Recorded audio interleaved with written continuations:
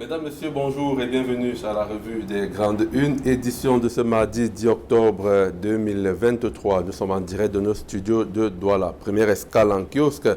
Découvrons d'abord les principales manchettes et comme on va le voir ensemble, presque tous les tabloïds sont revenus sur ce drame survenu du côté d'un Bankolo à Yaoundé. Commençons par la nouvelle expression, éboulement d'un Bankolo, donc une trentaine de morts, titre l'édition de ce matin dans la nuit du dimanche 8 octobre 2023.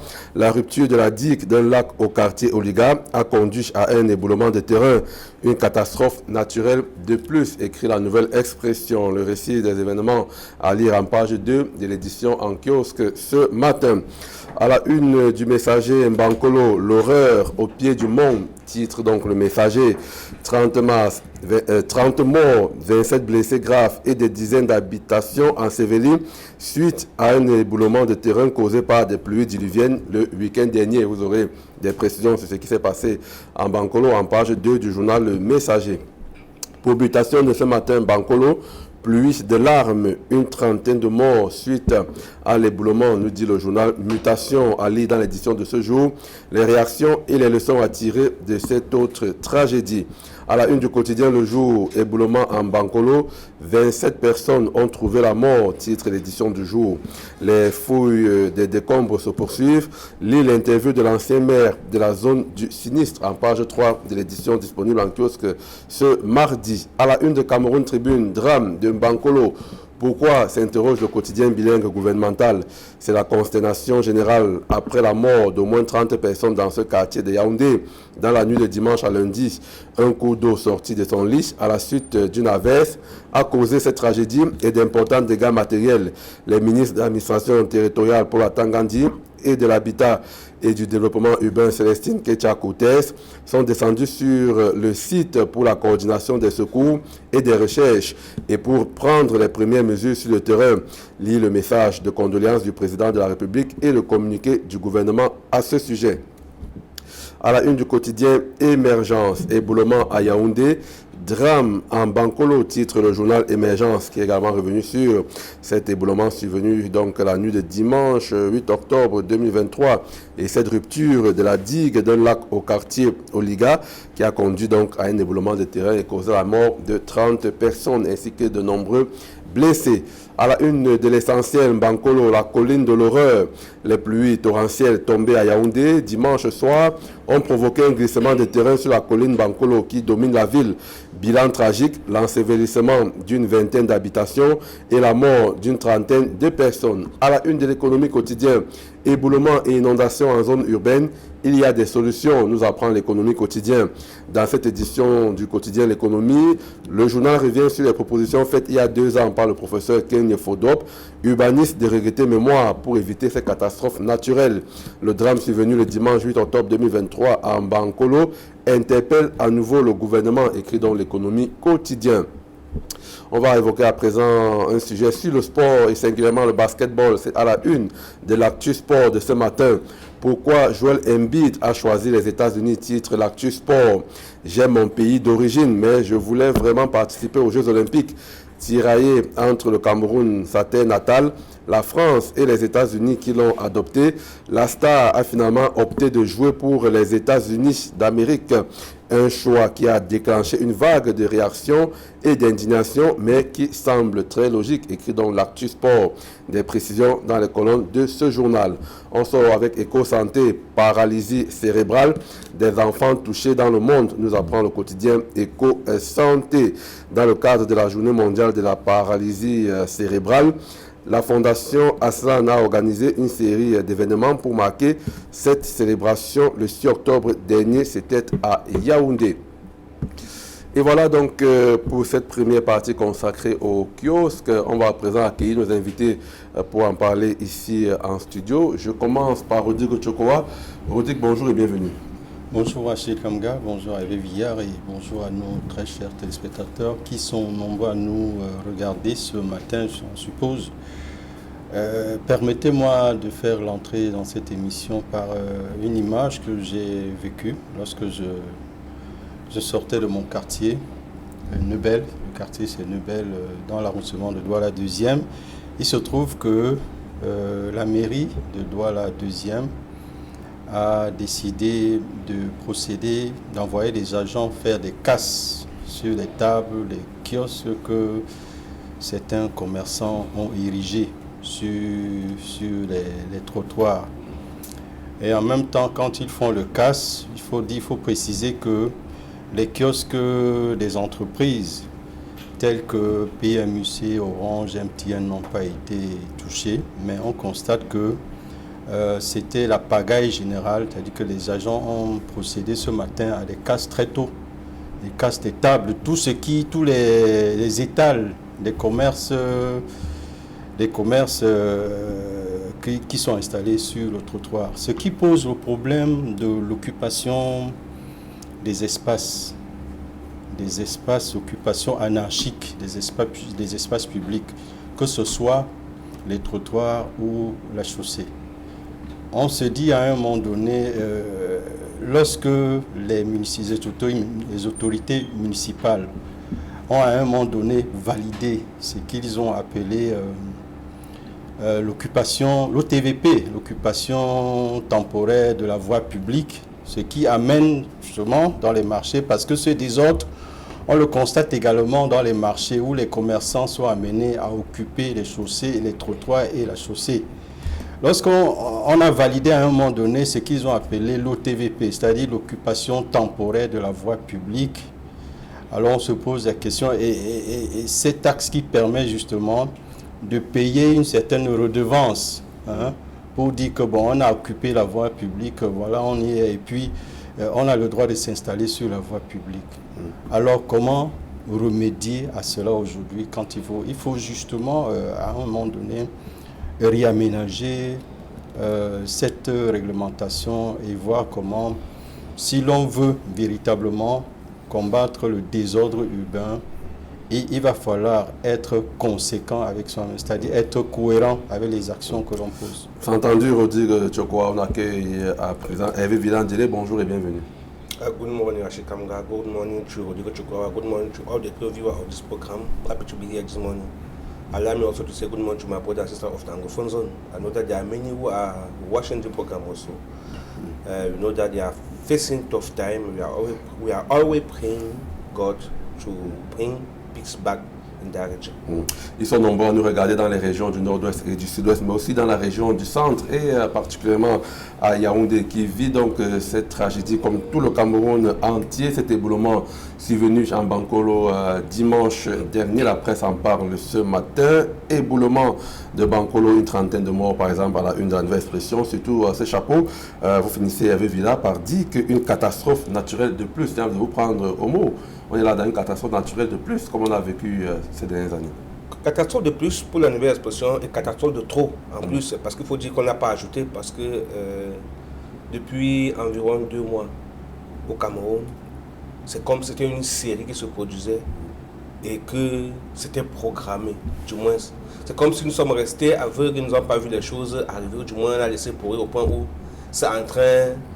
On a laissé se gâter au point où c'est en train de se pourrir en série. Avant la catastrophe qui est à l'origine de tous les pleurs depuis 2 jours au Cameroun, il faut dire qu'on sortait des effondrements, de la mort à Moby-Guinness. On a perdu près d'une trentaine de personnes aussi. Et il y a quelques jours, c'était du côté de la 3e, plus exactement côté de... Moby-Guinness? Non, pas Moby-Guinness, on a parlé de Moby-Guinness. Du côté de... pour aller vers le stade, le nouveau stade de Japoma, vers Colbon, vers le quartier Colbon, où des jeunes avaient été également ensevelis, c'était un glissement de terrain, 2 jeunes avaient été également ensevelis après des travaux dans un chantier, ils ont été ensevelis par la terre. Donc ça veut dire que les catastrophes similaires, on se souvient effectivement que dans la même ville de Yaoundé, l'an dernier, au quartier Damas, l'éboulement de terrain ensevelissait près de 18 personnes aussi. Si on va rappeler la catastrophe de Mbaché, soit on va rentrer également à Fumban pour rappeler toutes les catastrophes sont devenues, constater que c'est une série. Et tout ça se passe au vu au-dessus de tout le monde, et au-dessus de tous ceux qui nous gouvernent, et presque rien n'est fait pour stopper la saignée. C'est d'où le cri de colère de la Nouvelle Expression ce matin, une catastrophe de trop. parce qu'on peut éviter et on pouvait éviter. C'est vrai qu'à commencer par numéro, je commence par adresser mes condoléances ce matin à tous les membres des familles sinistrées qui ont perdu une personne, leur bien et leur maison dans cette catastrophe. Parce que dire, au regard de la vie trop chère et trop dure au Cameroun, qu'on peut vivre une telle catastrophe et sortir sans laisser de plumes, de traces, je pense que c'est nous mentir à nous-mêmes. Parce que rien qui sera fait actuellement ne pourra apaiser les cœurs, ne pourra ramener les morts, ne pourra ramener les biens de ces personnes qui ont tout perdu, de ces personnes qui ont perdu, qui est membre de famille, qui est une maison. Vous voyez, donc les conséquences sont tellement énormes et c'est même choquant. Ça, à la limite, on se pose la question, pourquoi? Parfois, on va penser que est-ce que c'est la divinité qui nous frappe? Est-ce que ce sont nos dieux qui ont fermé les yeux sur nous? Ou bien qu'est-ce que nous avons fait? Quel est le péché que nous avons commis pour être victimes de ce genre d'atrocité de la nature? Nous avons tout simplement désobéi à cette même nature. Et nous sommes du coup fouettés par elle. Parce que souvenez-vous, dans nos cours de philosophie, nous rappelons souvent, je vais citer Francis Bacon, qui disait on ne peut commander la nature qu'en lui obéissant. Et est-ce qu'on a refusé d'obéir à la nature et du coup nous sommes pénalisés? Donc, on va justement interroger les causes de ce drame-là, pourquoi encore cette catastrophe. Et d'ailleurs, il y a un quotidien, en l'occurrence Cameroun Tribune, qui a titré pourquoi. Je vais d'abord prendre la première réaction de Rodrigue Tchokwa. Le Messager, par exemple, ce matin parle de cette horreur au pied du monde. Quel état d'esprit, par exemple, de reporter quand on boucle un journal comme celui-là? Et voyez-vous, quand on est sur le champ, le feu de l'action d'un événement aussi triste, la première des choses pour une rédaction, c'est de dépêcher sur le terrain un reporter qui va aller recueillir les premières informations. Je crois que vous-même, vous l'avez fait ici hier. Au moment où nous attendions la revue des grandes unes, c'était... Breaking News. Une édition spéciale.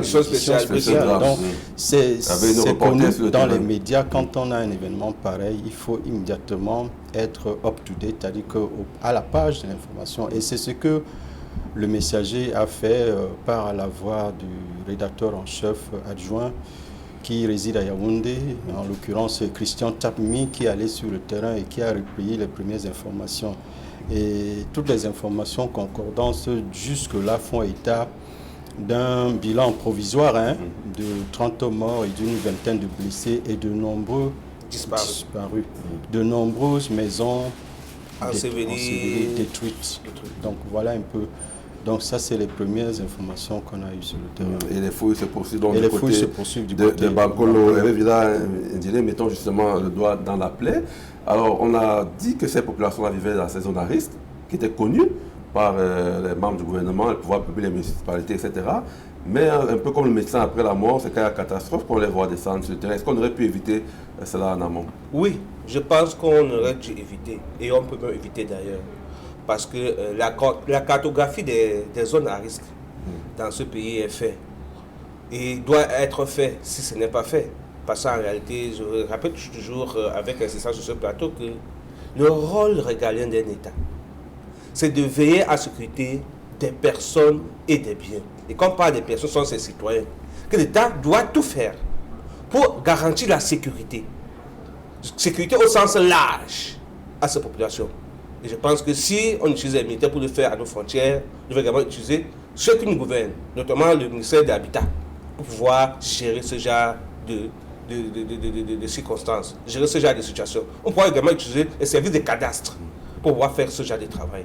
Mais malheureusement, curieusement, on a l'impression que ce n'est pas encore ça, ou ce n'est pas ça qui est leur leitmotiv premier. Et on est surpris chaque fois qu'on a ce genre de choses. C'est vrai que les responsabilités sont partagées, mais la première responsabilité incombe à l'État qui devrait jouer son rôle régalien de le faire. Parce que c'est à lui. Le droit au logement, c'est un droit reconnu, c'est un droit humain, c'est un droit fondamental, comme on le dit, et donc il doit être rassuré par notre État, par notre gouvernement. Qu'est-ce qui est fait donc à ce niveau pour que chaque Camerounais puisse être bien logé? C'est quand on n'a pas été logé par notre gouvernement qu'on a habilité à choisir soi-même où se loger et comment se loger. Et avec tous les moyens qu'on a. Et quand on sait qu'on est dans un pays où les moyens font défaut, où chacun se bat comme il peut pour pouvoir survivre, pour pouvoir se loger, on ne peut pas être surpris que ce genre de catastrophes se produisent à récurrence chez nous. Et avec occurrence, parce que dans l'univers exposition, il y a un mois, on avait fait une liste, on avait l'historique des catastrophes naturelles, avec mort d'hommes à l'appui.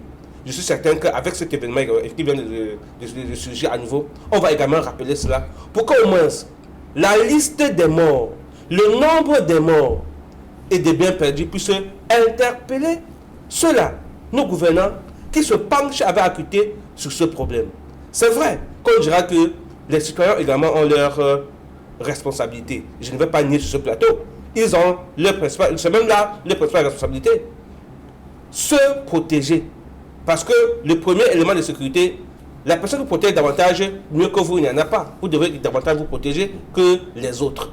On vous dira que l'État du Cameroun a plus autre chose à faire et qu'il n'aura pas envoyé un militaire derrière chaque Camerounais. D'ailleurs, que ce n'est pas possible. Mais, on peut prendre l'exemple de la ville de Douala, qui depuis les fondements de l'immeuble de la mort à Mobile-Guinness a pris des initiatives allant dans le sens de déguerpir ceux-là qui sont dans les zones à risque. Pourquoi ne pas le faire de manière permanente, ne serait-ce que pour sécuriser les vies? Est-ce que vous pouvez imaginer, en termes de pertes, ce qu'on a enregistré là-bas? Ce sont des Camerounais qu'on a formés, qui se sont formés, qui pouvaient contribuer, n'est-ce pas, à l'émergence de notre pays. C'est-à-dire des têtes bien faites qu'on perd. Des enfants, je ne le ferai pas, parce qu'il faut rappeler que dans les décombres, on compte davantage des enfants parmi les personnes qui sont décédées. Vous comprenez donc que c'est très grand. Et même parlant des biens. Vous voyez, les pertes pour l'État du Cameroun sont énormes. Il faudrait tout simplement qu'on l'on apprenne à minimiser nos pertes. Et prévenir vaut mieux que guérir. Et la prévention est toujours moins chère que le traitement ou bien que la guérison. Il faudrait tout simplement qu'on se mette dans la posture des médecins qui ont envie de soigner et qui pourra appliquer ces mesures-là. Pour ce premier jet, j'estime que c'est trop lourd, c'est pénible et je suis sûr que tout ce qu'on dit sur ce plateau ne va pas ramener tous ceux qui sont décédés. Alors, Roger Tchokwa, vous vous situez à quel niveau exactement sur cette affaire de responsabilité partagée? On a le cas de Gouaché, on a pointé du doigt les populations, il y a eu Damas, il y a eu Mobile Guinness chaque fois, c'est la même chose, on pointe du doigt les populations, mais finalement, elle reste toujours là, elle demeure assez son à risque. Que devrait véritablement donc faire l'État ou le gouvernement de manière singulière justement pour mettre de l'ordre au niveau des populations qui vivent de manière anarchique dans ces zones-là? La première responsabilité est celle des populations elles-mêmes. Ces populations, justement, qui, par leurs moyens, sont obligées de s'installer dans des zones non constructibles. Parce que, voyez-vous, même si on cite les exemples qu'on a eus par le passé, que ce soit Ngouaché, que ce soit le Mobile Guinness ici à Douala, et le cas que j'avais évoqué tout à l'heure, la responsabilité première, c'est les populations. Bon, on va dire responsabilité première parce que elles sont obligées par les moyens dont on dispose. Parce que chacun, faute de moyens, cherche à se loger par les moyens qu'il dispose. Faute de ce que il y a une défaillance au niveau de la communauté pour pouvoir donner des logements décents à tous les citoyens. Et puis j'embraye donc à la responsabilité des pouvoirs publics elles-mêmes qui appliquent ce qu'ils ont appelé, ils appellent là-bas la tolérance administrative. Parce que l'État est obligé d'appliquer la tolérance administrative pour laisser les gens s'installer n'importe comment dans les désordres, justement parce que à leur risque et péril. À leur risque et péril, parce qu'il n'a pas d'alternative à proposer à ces populations. Et voilà, les gens sont obligés de s'installer n'importe comment, avec des risques que cela encourt.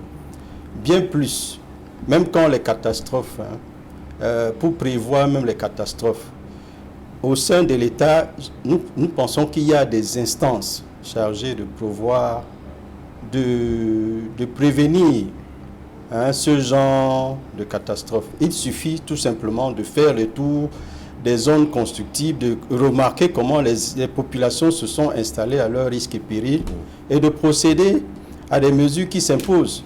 On se souvient que lors de la visite du ministre Ketia Cortés de l'urbanisme et de l'habitat, à la suite de la catastrophe qui a eu au lieu mobile Guinness, elle avait dit que l'État va procéder au recensement de toutes les zones constructives et voir dans quelle mesure prendre des mesures pour justement essayer de recadrer les populations qui se sont installées de façon indécente. Voilà, nous sommes à un nouveau catastrophe et voilà, le problème se pose. Donc voilà là où on en sommes et nous en sommes. Et puis, nous savons qu'au ministère de l'administration territoriale, il y a une direction de la protection civile. Il y a une direction de la protection civile. On allait justement en parler parce que dans 2 jours, on célèbre la journée de la protection civile. En effet, d'accord. Donc je m'arrête là pour l'instant. Alors Hervé Villandier, justement, même sur cette protection civile-là, il faut évoquer également son rôle. Elle doit intervenir avant pour la prévention ou alors c'est quand il y a eu la catastrophe parce que finalement on se dit mais c'est une direction moribonde, on ne voit pas trop ce qu'elle fait sur le terrain.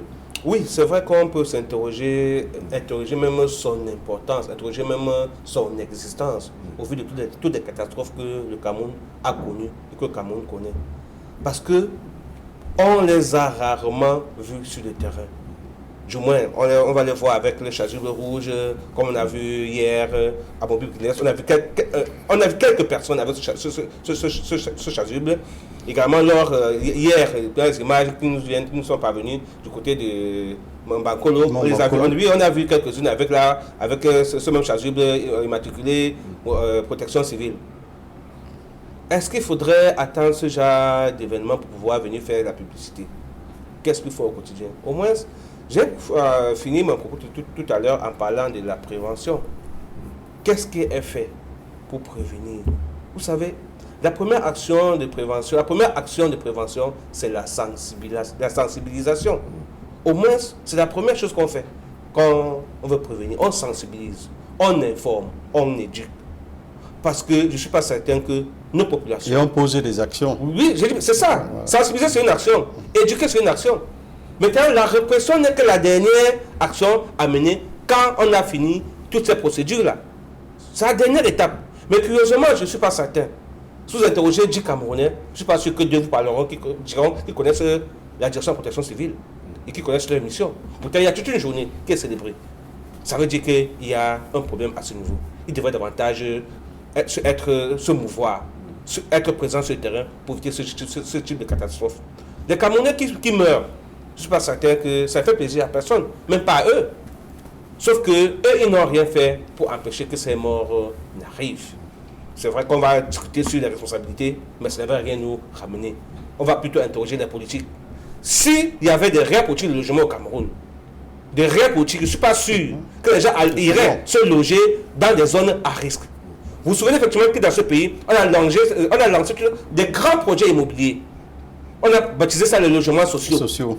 Des logements que nous avons passé le temps à critiquer sur ces plateaux de télévision, sur les plateaux de radio, parce que ces logements ne sont pas des logements sociaux. Il faut avoir un certain revenu.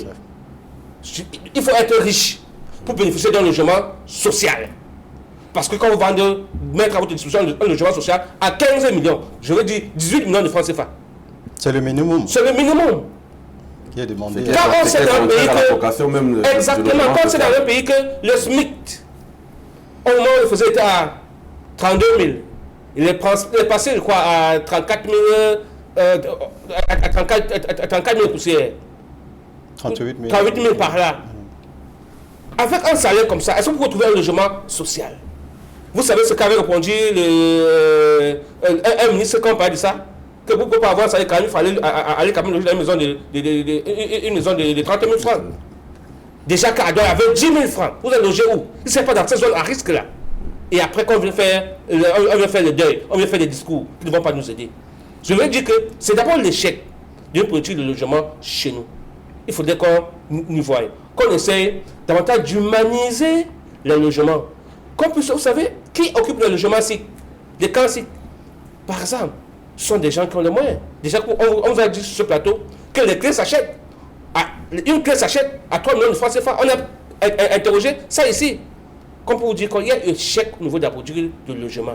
Les Camerounais sont abandonnés à eux-mêmes. Se battent comme ils peuvent pour acheter les terrains. C'est vrai que dans la chaîne de responsabilité, on va dire que tous ceux qui sont là ne sont pas des pauvres. Parce qu'il y a même des gens qui ont le moyen de se construire ailleurs qui ont fait. Sauf que c'est la propension de ceux-là est infime. La majorité, quand vous avez fait le recensement, constatez que ce sont des personnes démunies. Ce sont des pauvres qui s'y trouvent. D'accord, on va sortir avec Rodrigue Tchokwa rapidement. On parlait des chèques des politiques publiques en matière d'urbanisation. Il y a peut-être aussi le fait que le gouvernement n'écoute pas les autres. Il y a des propositions qui avaient été faites, notamment il y a 2 ans. C'est le journal L'économie qui nous le rappelle ce matin par le professeur Kenny Fodo, de regretter mémoire. Il est décédé donc, il y a quelques semaines seulement. Mais on peut quand même avoir des solutions. Il faudrait que le gouvernement essaie d'écouter également ces urbanistes-là qui proposent des choses. En effet, ce n'est pas des solutions qui ont manqué. Même au sein même de ce gouvernement, je pense qu'ils ont des solutions, ils savent ce qu'il y a de faire. Mais à cause de ce qu'on a évoqué tantôt, la tolérance administrative... Ce n'est même pas la tolérance administrative, ça c'est un mot très joli, très gentil pour cacher l'État. Ils refusent catégoriquement de le faire. À un moment, je me dis qu'ils s'en foutaient des morts. C'est des choses... La tolérance administrative, c'est justement parce que l'État laisse faire, parce qu'elle n'a pas d'alternative. Il n'a pas d'alternative à proposer aux gens. Donc voilà ce qui se passe. Elle laisse faire. Ce que fait le professeur Fodop, qui est un grand professeur de département en géographie, je crois qu'il serait même en retraite aujourd'hui. C'est des propositions comme ça. C'est juste que l'économie quotidienne a ressuscité une interview qu'il avait donnée il y a 2 ans. Il y a 2 ans. Justement pour ce genre de problème. Donc, ce n'est pas des solutions comme ça qui manquent. Il y en a eu des tonnes et des tonnes. Et même de la part des experts, il y a de nombreux experts techniques qui font des propositions, qui sont là, qui n'attendent que d'être sollicités par le pouvoir. Et je rappelais qu'au sein même du gouvernement, ce n'est pas des solutions qui leur manquent. Parce que de vivre ce genre de catastrophe et venir faire des dons, comme on a suivi dans l'actualité, suite à la visite des 2 ministres hier sur le terrain, faire des dons des matelas, c'est ce qu'on a appris. Est-ce que c'est ce que... Oui, mais en fait, quand il y a ce genre de catastrophe, il faut bien qu'on réussisse d'abord à loger les victimes. Et sur le travail de la direction de la protection civile, ce ne sont pas des dons. C'est bien les mettre à l'abri, soigner au moins ceux qui sont encore à l'abri. C'est bien de faire des dons de matelas, mais est-ce que ces populations qui sont sans logement, sans logis, où est-ce qu'ils vont dormir avec ces matelas sur les vérandas des gens? Donc la préoccupation première, c'est de chercher à recaser ces personnes qui dorment à la belle étoile et qui n'ont malheureusement pas de logement. Justement, vous parlez des personnalités qui étaient sur le terrain hier. On a également vu, il faut le dire, Franck Biya, le fils du président de la République, le président qui a également commis un télégramme pour adresser ses condoléances aux populations, aux victimes. Est-ce que ça peut aussi quand même réconforter un tout petit peu? De se dire que le président pense aussi à ces victimes-là. Oui, je pense que c'est toujours un message de réconfort, un message de condoléances, ça vient toujours apaiser un peu le cœur. Oui, mais est-ce qu'on va se limiter à cette série de messages? Le vrai message de réconfort pour moi, ce serait de prendre des initiatives pour que ce genre de choses ne se produisent plus. Pour que lui, en tant que père de famille, en tant que parent, dise ok, trop, c'est trop. Il faudrait tout simplement que Banco ne puisse être cette goutte d'eau qui a débordé le vase pour qu'on assiste à une réelle action sur le terrain.